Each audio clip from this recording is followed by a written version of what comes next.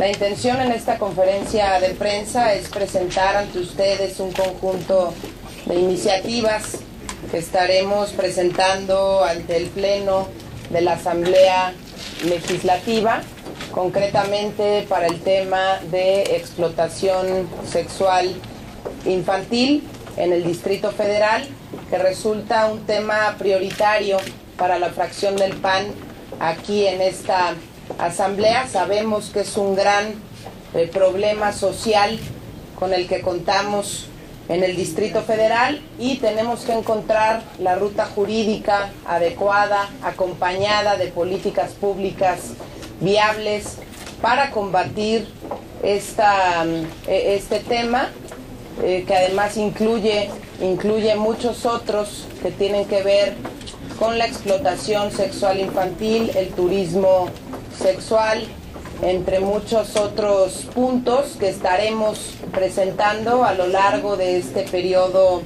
ordinario. Y para platicar las iniciativas de reforma que se presentarán, cedo el uso de la palabra a la diputada Lía Limón.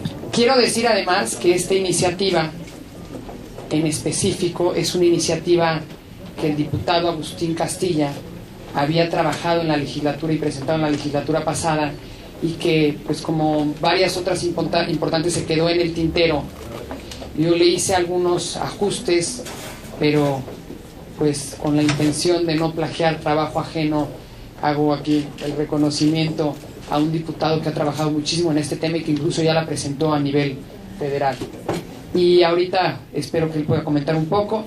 Por otro lado está la iniciativa de reformas y adiciones al artículo 108 del Código Penal para el Distrito Federal, a efecto de que la prescripción de delitos cometidos contra menores, delitos de este tipo, abuso sexual y violación, la prescripción comience a partir de que cumple la mayoría de edad. Es decir, puede haber una niña que a los 13 años es abusada por el abuelo y no se atreve a declararlo, y cuando cumple 18 años, además probablemente tiene pruebas, y cuando cumple 18 años decide que puede denunciarlo.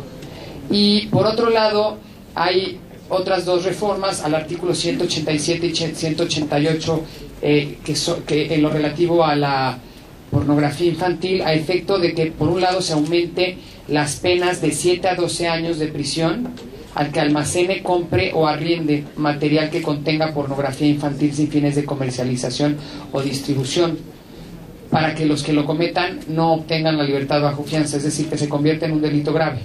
Asimismo, se adicionan las conductas al tipo penal de pornografía infantil a los que adquieran, intercambien o compartan este tipo de material. En el artículo 187 del Código Penal no estaban estas conductas, el adquirir, intercambiar o compartir. Y han habido casos en que se ha liberado a personas que cometen este tipo de delitos porque se considera que no lo distribuyeron, que solo lo compartieron con unas cuantas personas. Justamente por eso estamos agregando estas conductas al tipo penal, a fin de evitar que salgan libres personas que están involucradas en la pornografía infantil.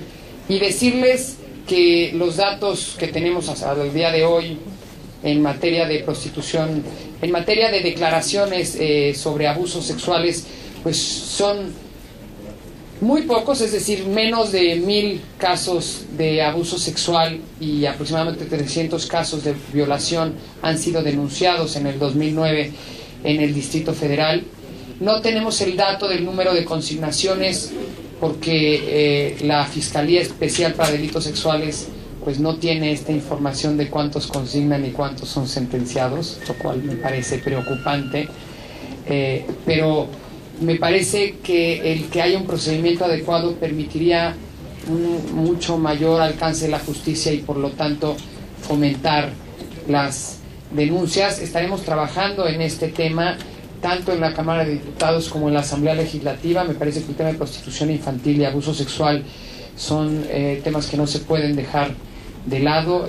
Me parece que además afectan a la población pues más vulnerable, y estas iniciativas lo que pretenden es contribuir a crear un mejor marco jurídico que permita combatir la prostitución. Sin duda, el diagnóstico del abuso sexual infantil es sumamente preocupante. Si bien no hay cifras porque es un delito que casi no se denuncia, en 2009, por ejemplo, la Procuraduría de Justicia del Distrito Federal recibió más o menos 7 denuncias por día. Desde luego, como bien decía la diputada Lía Limón, no sabemos en cuántos casos hubo sentencias, hubo ni siquiera consignaciones. A nivel nacional, los datos con los que se cuentan nos hablan, según el DIF, de entre 30 a 60 mil casos, por ejemplo, en 2008. La cifra negra es mucho mayor. Y en este sentido, en la Cámara de Diputados, y entiendo que también aquí en la Asamblea Legislativa, hemos establecido una política de cero tolerancia a la pederastía.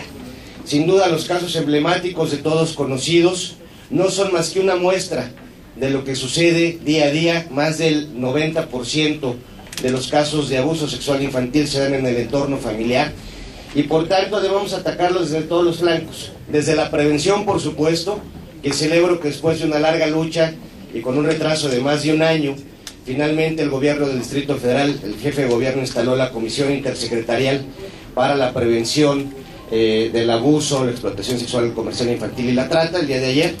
Ojalá y dé resultados concretos.